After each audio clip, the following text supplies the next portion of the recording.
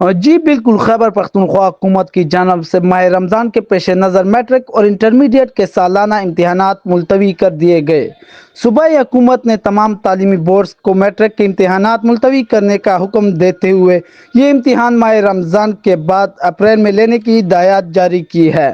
ترجمان پشاور تعلیمی بورڈ کے مطابق امتحانات ماہ رمضان کے بعد لیے جائیں گے، جبکہ امتحانات ملتوی کرنے کا مقصد رمضان کے دوران طلباء کو سہولت دینا ہے۔